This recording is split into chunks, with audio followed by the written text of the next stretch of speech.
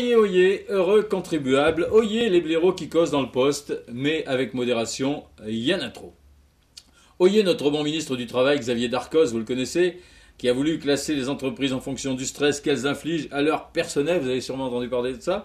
Bon, un truc aussi efficace que le débat sur l'identité nationale, dont il va se vanter, bien sûr. Du coup, c'est pire, parce qu'en plus, il a stressé les dirigeants des entreprises. Merde. Alors bon, les résultats, c'était, il paraîtrait que PSA et GDF Suez étaient dans le vert. Zéro stress, donc chez Peugeot et Gaz de France, les ouvriers chantent Haïli, Haïlo en allant au boulot. France Télécom est en orange, très original, et s'attendra à prouver que les suicides, c'est quand les gens sont moyennement stressés seulement. Et Picard est dans le rouge, alors qu'on n'a jamais vu un employé de Picard se flinguer en s'enfermant dans un congélateur. D'après Xavier Darcos, la révélation de ce classement doit provoquer un effet name and shame. Alors name and shame, ça veut dire nommer et faire honte. Alors là, la honte, en général, c'est pas bon.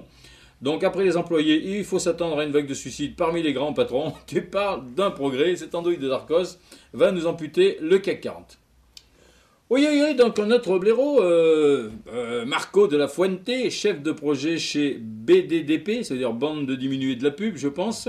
Alors c'est lui qui a eu cette belle idée de photos des jeunes, des garçons et des filles, avec une clope au bec qui semble sortir d'une braguette. Vous avez vu ça? C'est très très beau. Ça fait un peu Benetton, quoi. Alors, s'il veut faire passer les fumeurs pour des tailleurs de pipe, le message n'est pas tout à fait clair.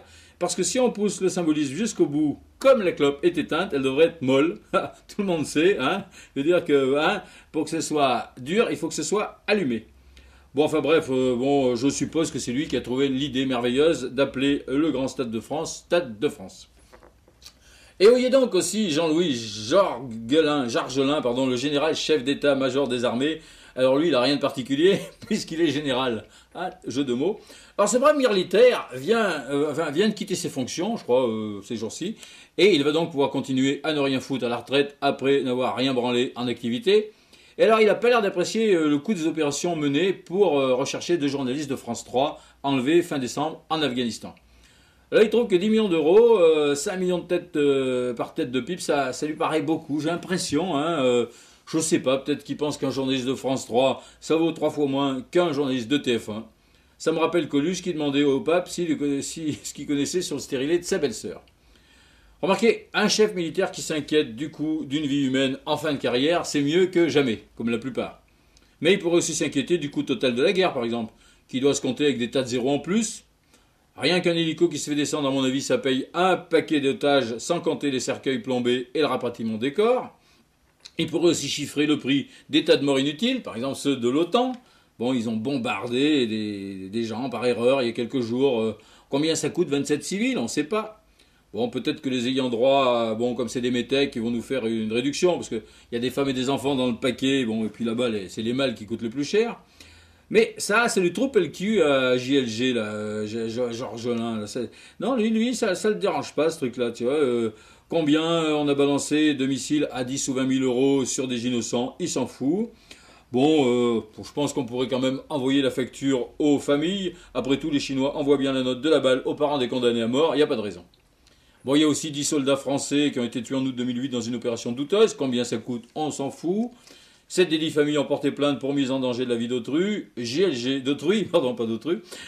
trouve ça extrêmement dangereux et qu'un juge d'instruction se mêle d'aller dire ce qui est bien ou pas dans le domaine de la tactique. Bref, il va bien falloir des indemnités versées, mais combien, on ne sait pas. D'un autre côté, heureusement qu'on craque tout notre fric dans des conflits, sinon qu'est-ce qu'on en ferait? On le donnerait au tiers-monde, ça transformerait les crèves de la faim de la terre entière en Américains obèses.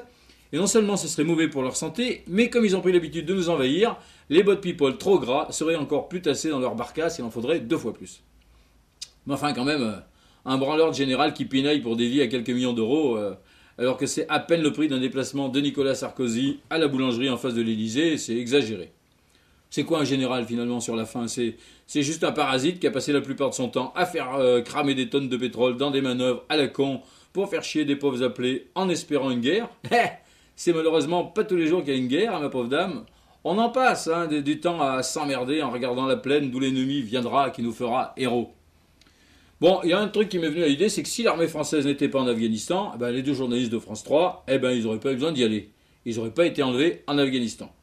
Au pire, ils auraient fait un reportage, dans la Creuse ou en Bretagne et ils auraient été pris en otage par des paysans en grève, un truc comme ça. Voilà, je pense que c'est ce qu'il faut faire maintenant. Des guerres en circuit court, en plus c'est écologique. Et puis si c'est pour se battre contre des Afghans, c'est pas la peine d'aller en Afghanistan, il suffit d'attaquer le Pas-de-Calais.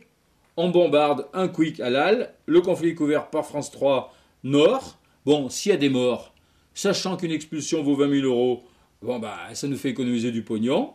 Hein, et si les reporters se font enlever par des paysans indépendantistes du coin, on devrait pouvoir les récupérer en échange de quelques fûts de bière. Hein? Alors, bon, qu'on s'emmerde.